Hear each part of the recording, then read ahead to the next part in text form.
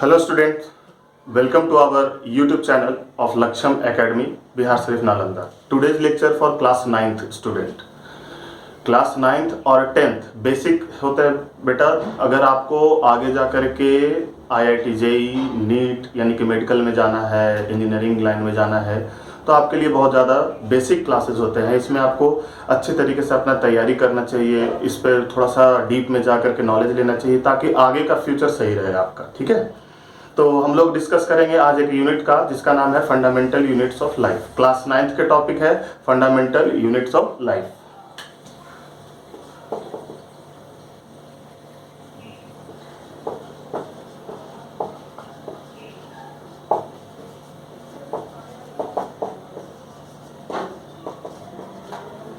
Fundamental unit of life. Fundamental unit of life का मतलब हम लोग को पढ़ना किस चीज के बारे में है? सेल के बारे में पढ़ना है। एक छोटा सा एग्जांपल आपको बता रहा हूं, उसको समझना कि जैसे अपन लोग रिमोट में लगाते हैं, रिमोट में हम लोग लगाते हैं क्या? बैटरी लगाते हैं, तो बैटरी को सेल भी बोलते हैं।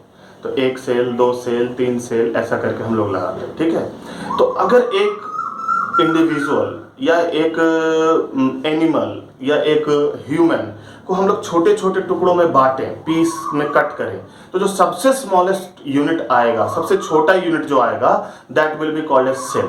यानी कि ये यहाँ पर क्या है कि जो ह्यूमन है या फिर एनिमल है, ह्यूमन, एनिमल या ऑर्गेनिज्म, ह्यूमन, एनिमल या ऑर्गेनिज्म, ये सब बने किस चीज से होते हैं? या तो सेल से बने होते हैं, नहीं तो सेल के कंपोनेंट से बने होते हैं। जैसे अमीबा एक सिंगल सेल का होता है, बैक्टीरिया सिंगल सेल का होता है। हम लोग बहुत सारे सेल हैं, हमारे बिलियंस ऑफ सेल हैं हमारे बॉडी के अंदर, बिलियन ट्रिलियंस ऑफ सेल्स हैं हमारे बॉडी के अंदर। तो मतलब कहने का क्या है कि एक इंडिविजुअल जो लिविंग क्रिएचर इस धरती के ऊपर है, या तो वो सेल का बना हुआ है और नहीं तो सेल का कंपोनेंट का बना हुआ है। तो what do mean by cell और उसका कंपोनेंट? जैसे एक सिंपल सा एग्जांपल बताता हूं मैं आपको। मिल्क इज अ रिसोर्स, ठीक है, जो कि कहाँ? डेयरी प्रोडक्ट में आपको मिलता है, गाय वगैरह से आपको मिलता है, गाय भैंस वगैरह है, वहां से मिल्क आपको मिलता है। उस मिल्क का अपन लोग क्या बनाते हैं? मिठाई भी बनाते हैं, उस मिल्क से पनीर भी बनाते हैं, उस मिल्क से खोआ भी बनाते हैं, ऐसा बनाते हैं। तो क्या हो गया? मिल्क मेन चीज है और उससे वो प्रोडक्ट बना हुआ है। यानी उसका मतलब क्या हो रहा है कि 5 लीटर 6 लीटर दूध यूज करते हैं तो हमको इतना सा या कुछ अमाउंट में खोआ आता है, लेकिन 5-6 केजी खोआ तो नहीं आ जाता। खोआ जो आता है वो 5-6 केजी नहीं आता। उसका मतलब क्या हो रहा है? उसका कुछ पार्ट इवेपोरेट कर जा रहा है, कुछ चीजों में वो ज्यादा थिक हो जा रहा है, ऐसा कुछ होता है। ठीक है, तो मेरा क्या कहना है कि यहाँ पर भी एक चीज होता है, this is called as cell. ये रहा सिंगल सेल, ठीक है, इसको हम न्यूक्लियस वगैरह डाल दें, बहुत सारा सेल मिल गया, यानी कि मेनी सेल्स, मेनी सेल्स। तो मेनी सेल मिलकर के ऐसा इस टाइप से इस एग्रीगेट किया यहां पर। ठीक है, तो ये मल्टी सेलुलर के कंडीशन में आएगा। ठीक है, मल्टी सेलुलर के कंडीशन में आएगा। कुछ एक ऐसे ऑर्गेनिज्म होते हैं जिनके पास कोई टिश्यू नहीं होता। अब ध्यान देना कि क्या टिश्यू में बोल रहा हूं, कैसा आ रहा है, उसको पहले क्लियर कर देता हूं तो आपको समझ में आ जाएगा। इसमें से क्या हुआ कि कुछ सेल क्या होता है, एग्रीगेशन करके अलग काम करता है। इसके अंदर में मान लेते हैं ऐसा 10-15 सेल है, इस टाइप से एग्रीगेशन में अलग काम करता है। कुछ सेल अलग काम कर रहा है इस टाइप से, और एग्रीगेशन में करते हैं इस ऐसा ऐसा कुछ अलग काम कर रहा है। तो ये क्या कहलाएगा? टिश्यू कहलाएगा। अगर आप लोग 9th क्लास में बच्चे अगर पढ़ते हैं और स्कूल वगैरह में आपको क्या सिखाया जाता है? The group of cell is called as tissue. The group of cell is called as tissue. वो बिल्कुल अगर देखा जाए तो मार्क्स बेसिस पे आप रट लीजिए, कोई दिक्कत नहीं है, लेकिन वो पूरी तरह से परफेक्ट डिफिनेशन नहीं है। The group of cell which perform a particular function is called as tissue. The group of cell which perform particular function is called as tissue. ठीक है, और भी अगर आपको डीप में जाना है तो आप कैसे डिफाइन कर सकते हैं? The group of cell which perform particular function and have common origin is called as tissue. The group of cell which perform particular function and have common origin is called as tissue. तो ये देखो, ये अलग अलग काम करता है। मान लेते ये क्या चीज करता है? तो भाई ट्रांसमिट करता है, सिग्नल का ट्रांसमिशन करता है, मतलब इंफॉर्मेशन एक जगह से दूसरे जगह पहुंचाने का है। तो ये नर्वस का काम कर रहा है मान लेते हैं, ये एक्सक्रीशन का काम कर रहा है आपका। एक्सक्रीशन मतलब वेस्ट मटेरियल को बाहर कर रहा है बॉडी के अंदर से। तो क्या मैं कहना चाह रहा हूं, समझो कि अभी तक आपने एक सेल्स देखा, सेल के अंदर में बहुत सारे तमाम चीज होते हैं, कुछ सेल ऑर्गेनेल्स वगैरह होते हैं, छोटे छोटे स्ट्रक्चर होते हैं जो परफॉर्म करते हैं। तो यहाँ पे अंदर सेल और बहुत सारे सेल मिलकर के भी ऑर्गेनिज्म का फॉर्मेशन करते हैं, मल्टी सेलुलर ऑर्गेनिज्म हो रहा है। और इस मल्टी सेलुलर में भी कुछ ऐसे होंगे जिसके पास में वो बहुत सारा सेल इकट्ठा होकर के एक पर्टिकुलर फंक्शन को परफॉर्म करता है, that will be called as tissue. और टिश्यू के बाद क्या होगा, अब यही नर्वस और यही एक्सक्रीटरी सिस्टम ऐसा ऑर्गन के लेवल में कन्वर्ट होगा। इसका मतलब ऐसा करके किडनी बन जाएगा, इस टाइप से किडनी का फॉर्मेशन करेगा ऐसा, ठीक है, ये किडनी का फॉर्मेशन कर दिया। कुछ ऐसा होगा कि आपका ब्रेन का फॉर्मेशन करेगा,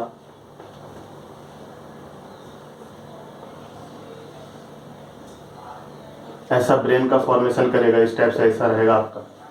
कुछ ऐसा हार्ट का फॉर्मेशन करेगा। तो बच्चे ध्यान देने वाली बात क्या है, क्या जो किडनी का काम है क्या वो हार्ट का काम है? नहीं। क्या जो ब्रेन का काम है क्या वो किडनी का काम है? नहीं। क्या हार्ट का काम सबका सेम काम है? नहीं, सबका डिफरेंट फंक्शन है। हमारे बॉडी में हर कोई अलग अलग काम कर रहा है, हमारे बॉडी में हर कोई अलग अलग काम कर रहा है, मतलब स्पेसिफिक काम कर रहा है, मतलब कोई एक सिंगल काम कर रहा है, पर्टिकुलर फंक्शन कर रहा है, ठीक है। तो वो क्या होगा, टिश्यू लेवल का होगा, ठीक है। तो टिश्यू आने का मतलब है कि पर्टिकुलराइज हो जाएगा फंक्शन, कि इसका ये काम है उसका वो काम है। जैसे एक सिंपल सी बात देखो कि बहुत सारे लोग हैं एक कोचिंग क्लासेस में या एक स्कूल में, बहुत सारे लोग हैं। कौन कौन से लोग हैं बेटा, जो देखो मैं क्या बताना चाह रहा हूं कि उसमें प्रिंसिपल भी हैं, उसमें टीचर्स भी हैं, उसमें स्टूडेंट्स भी हैं और भी स्टाफ है, जैसे पेओन वगैरह ऐसा है, या फिर जहां फी जमा करते हो वहां पर भी है, अकाउंटेंट का जो देखते हैं वैसा।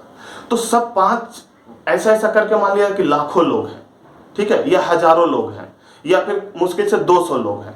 तो उन सब 200 में फैकल्टी का काम तो फिक्स होता है पढ़ाना, आपका काम क्या होता है, पढ़ना। तो आपका काम फिक्स है ना, आप स्टूडेंट हैं, आपका काम पढ़ना है, तो स्टूडेंट को स्टूडेंट ही कहते हैं ना, टीचर तो नहीं कहेंगे ना।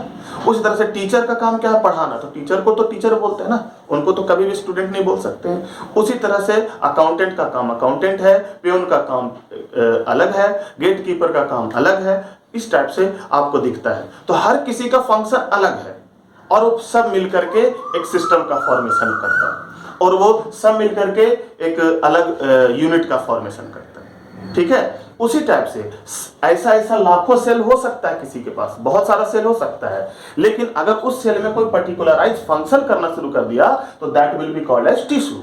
और अगर वही आगे जाकर के डेवलप करेगा तो ऑर्गन में, और हम लोगों के पास अगर बहुत सारा ऑर्गन इकट्ठा हो जाएगा तो that will be called as organ system. जैसे अगर आपका सिर्फ किडनी हो और ये यूरिनरी ब्लैडर नहीं हो तो पूरा आपका एक्सक्रीटरी सिस्टम नहीं कहलाएगा। किडनी हो, यूरेटर ना हो तो आपका एक्सक्रीटरी सिस्टम नहीं कहलाएगा। तो किडनी भी हो, यूरेटर भी हो, यूरिनरी ब्लैडर भी हो, ये सब एक साथ मिला करके एक्सक्रीटरी सिस्टम कहलाता है।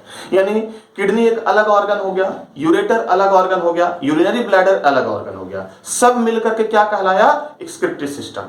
उसी टाइप से ऑर्गन सिस्टम का मतलब क्या हुआ, उसमें 3 ऑर्गन मिले थे तब सब मिलाकर के ऑर्गन सिस्टम कहलाया कि नहीं।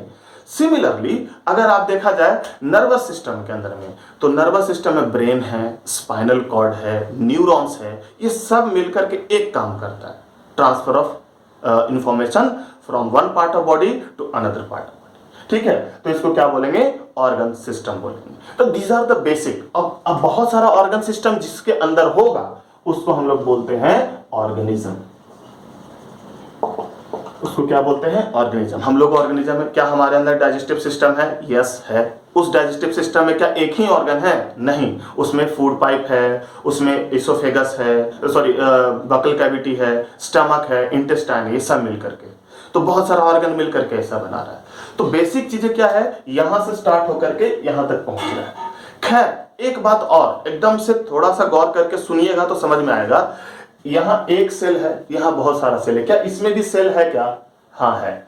इसमें भी सेल होगा क्या, हाँ होगा। इसमें भी सेल है क्या, हाँ होगा। इधर भी सेल है क्या, हाँ है। और इधर भी सेल है क्या, हाँ है। तो ये सब क्या है? ये सब सेल का कंपोनेंट है।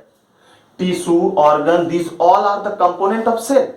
जैसे दूध से मलाई बनाए थे तो मलाई अलग कंपोनेंट हुआ, दूध से पनीर बनाए थे, पनीर अलग कंपोनेंट हुआ, दूध से आप लोग मिठाई बनाए थे, मिठाई अलग कंपोनेंट हो गया। उसी तरह से सेल से टिश्यू बनना अलग कंपोनेंट हुआ, सेल से ऑर्गन बनना अलग कंपोनेंट हुआ, और सेल से ऑर्गन सिस्टम भी अलग कंपोनेंट हुआ। सब में क्या देख रहे हो? अलग अलग टाइप का टेस्ट उधर आ रहा था, मिठाई में अलग टेस्ट, पनीर में अलग टेस्ट। उसी टाइप से ये लोग में भी अलग अलग कॉम्प्लेक्सिटी आएगा। कोई एकदम सिंपल दिखेगा, कोई ज्यादा ऐसा टफ दिखेगा, मतलब कॉम्प्लेक्स दिखेगा, आपका बहुत सारा उसके अंदर में फंक्शन सब मिला हुआ रहेगा।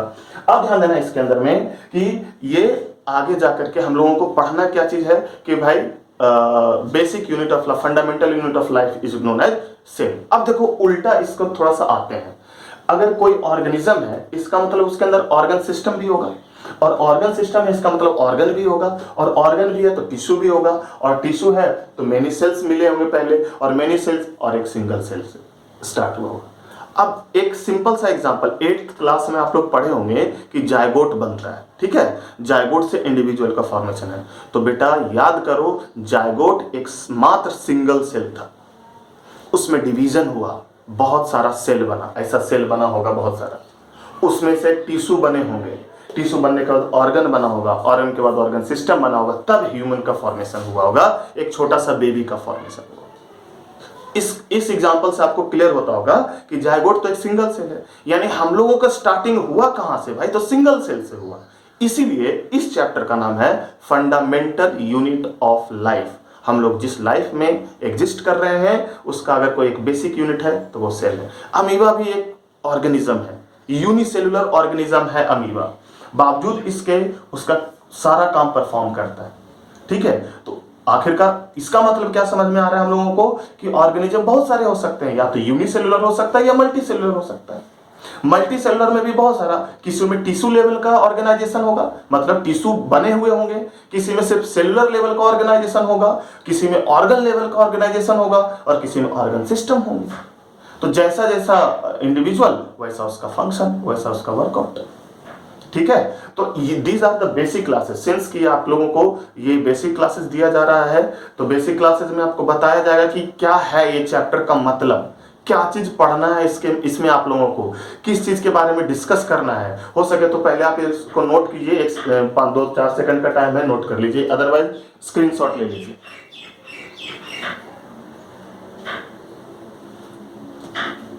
होप सो आप लोग ने नोट कर लिया होगा इसको, कैसा कैसा होता है, कहाँ कहाँ पर से इसका क्या फंक्शन है। तो हम आते हैं मेन टॉपिक के ऊपर कि हम लोगों को इसके बारे में डिस्कस करना क्या। हम लोग बेटा देखो क्या होता है, जैसे खाना खाते हैं तो खाना खाने के बाद उसका डाइजेशन होता है, डाइजेशन के बाद उसका एब्जॉर्प्शन होता है, एब्जॉर्प्शन होने के बाद वो ब्लड में जाता है, और ब्लड से जाकर के सेल तक पहुंचता है, और वही सेल के अंदर होता है माइटोकॉन्ड्रिया, जो हमको एनर्जी देता है। पढ़े होगे 8th क्लास में, mitochondria is called as power house of the cell, mitochondria is called as power house of the cell, ऐसा पढ़े होगे बचपन मतलब 8th क्लास में, ठीक है? वो उसको जैसे जैसे बड़े होते चले जाओगे, 9-10 तो आपके लिए बचपन ही होते चला जाएगा, ठीक है? तो मेरा क्या कहना है कि किसी भी चीज को स्टडी करो तो उसका एकदम से बेसिक चीज को लेकर के क्लियर करो। बेसिक जब तक क्लियर नहीं होगा तब तक आगे कुछ नहीं होगा। अभी जैसे आपको मैंने बताया ना कि एक सिस्टम बना हुआ है, उस सिस्टम में हर एक इंडिविजुअल सेल है। उस पूरे स्कूल में 1000 बंदे होंगे तो हर एक आदमी एक सेल है। उस सेल में कुछ स्टूडेंट बने जो कि एक ऑर्गन की तरह काम कर रहा है, ठीक है? अब देखो स्कूल क्या है, स्कूल को कंसीडर कर लो कि एक ऑर्गेनिज्म है। उस स्कूल में क्या है, अलग अलग टाइप का ऑर्गन है, जैसे स्टूडेंट एक ऑर्गन हो गया, टीचर एक ऑर्गन हो गया, उसके बाद फिर पेओन एक ऑर्गन हो गया, आपका जो ये फी वगैरह कलेक्ट करता है अकाउंटेंट वगैरह वो एक ऑर्गन हो गया, गेट कीपर ऑर्गन हो गया, बसेस वगैरह से ले जाने वाला होगा जो ड्राइवर वगैरह वो एक ऑर्गन हो गया। इस सबको मिलाएंगे तभी स्कूल अच्छे से रन कर पाएगा, ठीक है? तो यहां पर भी वैसा ही कुछ हो गया, सब एक एक सेल है, हर कोई सेल है, लेकिन हर किसी के अंदर में कॉम्प्लेक्सिटी अलग है। अब भाई जो काम ड्राइवर का है, बस ड्राइवर का, वो काम तो प्रिंसिपल का नहीं हो सकता ना, वो काम तो स्टूडेंट का नहीं हो सकता ना, सब अपना अपना अलग अलग काम करता है। उसी तरह से टिश्यू अपना अलग अलग काम करेगा। समझ में आया बात? और आप लोग इतना तक देख लीजिए कि हम लोगों को पढ़ना किसके बारे में है, सेल के बारे में।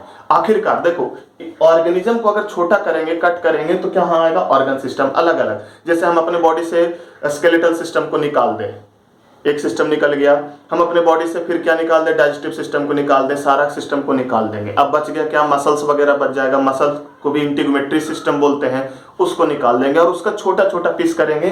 तो हर हालत में हमको, अब देखो, सिस्टम को निकालेंगे और अलग अलग करेंगे। जैसे डाइजेस्टिव सिस्टम को निकालेंगे तो क्या करेंगे? बक्कल कैविटी को कट करके अलग करेंगे, फूड पाइप को कट करके अलग करेंगे, स्टमक को अलग करेंगे, तो हम लोगों को ऑर्गन मिलेगा।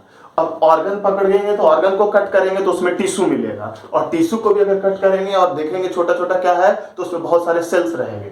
और इससे सबसे छोटा क्या होगा? एक सिंगल सेल। यानी smallest unit of life is cell. हम लोगों का जो स्मॉलेस्ट है, बेसिक है, फंडामेंटल यूनिट कौन है? तो ये, इसीलिए इस चैप्टर का नाम दिया है फंडामेंटल यूनिट ऑफ लाइफ, और सेल उसको लिखा है डैश लेकर के। तो हमारा कौन सा है fundamental unit of life? Cell है। तो ये तो इंट्रोडक्टरी क्लासेस है आपका, इसमें आपको बता दिया मैंने कि सेल के बारे में कल से स्टार्ट करेंगे। नेक्स्ट लेक्चर जो होगा आपका सेल के बारे में पढ़ेंगे। फिलहाल तो आप लोगों को इतना बता देता हूं कि 9th क्लास और 10th क्लास के बच्चे कुछ ज़्यादा ही फोकस करें अपना सेल्फ स्टडी के ऊपर में। जितना रिवीजन करोगे उतना ही ज़्यादा आपके लिए अच्छा होगा। जैसे इस लेक्चर को अगर आप नहीं भी लिख पाते हैं, 2-3 बार उसको देखते भी हैं, तब भी आपको याद हो जा सकता है। ठीक है, इसमें मैंने ज़्यादा कुछ बताया नहीं है आपको, सिर्फ इंट्रोडक्शन दिया है कि कैसे कैसे ऑर्गेनाइजेशन हुआ है। और दूसरा सबसे बड़ा बात, आप अपने छोटे भाई वगैरह को भी आप सजेस्ट कर सकते हैं। हमारा जो YouTube चैनल है लक्ष्यम एकेडमी बिहार शरीफ नालंदा का, उसमें आप देख सकते हैं जाकर के, क्लास 1 से लेकर के सारे स्टैंडर्ड तक, क्लास 10 तक का है। और बात में अगर बेटा कहीं पर से आपको कुछ समझ में नहीं आ रहा है, कुछ लेक्चर्स वगैरह, ठीक है, तो वो लेक्चर्स को क्या करने का, आपको लेक्चर का कंटेंट समझ में नहीं आ रहा है, तो इसमें आपको जब भी आप वीडियो प्ले करेंगे तो इसमें नंबर दिया हुआ होगा लक्ष्यम एकेडमी का, जो कि मंगला स्थान के ऑपोजिट है बिहार शरीफ में। आप उसको देख सकते हैं वहाँ पे, उसमें नंबर पे आप कॉल करके उसका व्हाट्सअप ग्रुप को ज्वाइन कर लीजिए। और व्हाट्सअप ग्रुप को ज्वाइन करने के बाद आप क्वेश्चन डालिए, आपको मैं आंसर तुरंत करके दूंगा। ठीक है, और या फिर आपको विद इन दैट डे आपको आंसर मिल जाएगा। या फिर अगर ज़रूरत होगा तो आप डायरेक्टर सर को कॉल करो कि हमें इस क्वेश्चन का आंसर चाहिए, आपको डायरेक्टर सर काफ़ी हेल्प करेंगे। मतलब मैंने बिहार शरीफ में भी बहुत सारे जगहों पे पढ़ाया है, कोचिंग क्लासेस में, बड़े बड़े क्लासेस में भी पढ़ाए हैं, जो कि वहाँ पे आया है। बट मैंने देखा है कि एक डायरेक्टर का कितना कोऑपरेटिव होना चाहिए अपने स्टूडेंट के प्रति, वो मैं देखता हूँ लक्ष्यम एकेडमी के जो डायरेक्टर हैं honourable mister Kamlesh Singh sir, उनके अंदर में ऐसा है कि आप कभी भी उनको कॉल करके कहो कि सर हमारा ये सब टॉपिक में दिक्कत है, आपको तुरंत का तुरंत वो हेल्प करेंगे। और ऐसे भी अभी के टाइम में वो कुछ ज़्यादा ही इस चीज़ को लेकर के सतर्क हो गए हैं कि भाई कोविड-19 का ऐसा कंडीशन चल रहा है, तो बच्चों को कैसे बिना हार्म किए हुए आप दे सकते हैं। तो आप बच्चे, मैं क्या बोल रहा हूँ कि आप इस चैनल को सब्सक्राइब कर लीजिए लक्ष्यम एकेडमी का। देखो मुझे पता है कि कहीं ना कहीं आप लोग वीडियो देखते हो उसको इग्नोर करके चले जाते हो कि हाँ ठीक है सब्सक्राइब करें नहीं करें, उससे आपका कुछ दिक्कत होगा नहीं। मैं क्या बोल रहा हूँ कि पूरा लेक्चर को देख लो, अगर तुमको बेसिक चीज़ें क्लियर नहीं होती है तुम नहीं भी कर सकते, तुम्हारी मर्जी, ठीक है। लेकिन अगर तुमको लगता है कि कहीं से दूसरे फैकल्टी से, स्कूल के फैकल्टी से मैं कुछ डिफरेंट पढ़ा रहा हूँ, कुछ अच्छा सिखा रहा हूँ, तो डेफिनेटली जा करके इसको सब्सक्राइब करिए और लोगों को भी सजेस्ट कीजिए। क्योंकि सारे स्कूल का कंडीशन वैसा ही है पढ़ाई का, जैसा आप लोगों का कंडीशन होता होगा वैसा ही सबका होता होगा, ठीक है। तो मुझे भी इस बात का पता है क्योंकि मैं भी वहीं से पढ़ करके आया हूँ, तो अच्छे से मुझे मालूम है कि स्कूल का कंडीशंस क्या होगा। तो थैंकफुल रहिए इनका, डायरेक्टर सर का, उन्होंने ही ये सब मुहिम चलाया है कि जितने अच्छे अच्छे फैकल्टीज़ हैं। बेटा मैं अभी आपके पास में हूँ यहाँ पर, और मेरा भी अच्छा खासा एक्सपीरियंस, कम से कम ऑल अबाउट 9 इयर्स का एक्सपीरियंस है मुझे पढ़ाने का। तो मुझे ये बात के लिए उन्होंने बोला कि हाँ बच्चों को अभी कुछ ऐसा देना चाहिए, लेवल हाई रहना चाहिए, आप NTSC ओलंपियाड वगैरह सब तैयारी करते हो। तो मैंने तुरंत हाँ कर दिया कि भाई अच्छी पढ़ाई देने की कोशिश कर रहे हैं, वो भी बिहार शरीफ में, जहाँ पर लोग बोलते तो हैं शुरुआत में कि हाँ हम ऐसा कर देंगे वैसा कर देंगे, फिर बाद में उनका कुछ नहीं वो करते हैं, पैसे ले लेंगे आपसे, उसके बाद बोलेंगे एज यूजुअल जैसे आ रहे हैं वैसे कर रहे हो। तो आप थोड़ा देर के लिए सतर्क रह जाइए उन सब चीज़ों से, और अपने फ्रेंड्स को भी सजेस्ट कीजिए कि यहाँ पर कि क्या हो सकता है। आपको अच्छी अच्छी फैकल्टीज़ की टीम यहाँ पर मिल जाएगी, जिनका कि एक्सपीरियंस 8 साल 9 साल 5 साल 6 साल ऐसा करके मिनिमम 5 इयर्स का एक्सपीरियंस होगा ही होगा उनके। तो और ऐसा है कि बिहार शरीफ में भी अच्छे अच्छे जगहों पे उन्होंने सिखाया है, पढ़ाया है, और आउट ऑफ बिहार शरीफ कह सकते हो कि आउट ऑफ बिहार भी उन्होंने पढ़ाया। जैसे मैं खुद दिल्ली में भी पढ़ाया हूँ, पुणे में भी पढ़ाया हूँ, कोटा वगैरह में भी है। तो उस हिसाब से आप देख सकते हो कि आपको एक टीम मिलेगा जो कि काफ़ी एक्सपीरियंस होगा और अच्छे अच्छे ब्रांडेड इंस्टीट्यूट में पढ़ा चुके हैं, उनका वीडियो लेक्चर्स वगैरह आपको मिलेगा यहाँ पे पढ़ने के लिए सीखने के लिए। ठीक है, तो उसके अकॉर्डिंगली आप क्या कर सकते हो कि इस चैनल को सब्सक्राइब करो और दोस्तों को भी सजेस्ट करो ये करने का। नेक्स्ट लेक्चर में हम लोग बताएंगे कि कैसा होता है सेल, क्या होता है, उसके अंदर का कंपोनेंट क्या होता है और उसका क्या फंक्शन होता है। ठीक है, वो बेसिक क्लासेस स्टार्ट होते हैं और उसके अकॉर्डिंगली आपको इतना बताता हूं कि अभी का ये सब टॉपिक पढ़ करके देखिए, आपको हायर एजुकेशन यानी कि ओलंपियाड और एनटीएससी वगैरह अगर आप देते हैं, एनटीएससी तो 10th में होता है ना, ओलंपियाड वगैरह अगर आप देते हैं तो आपके लिए ईजी हो जाएगा। ठीक है, थैंक यू वेरी मच।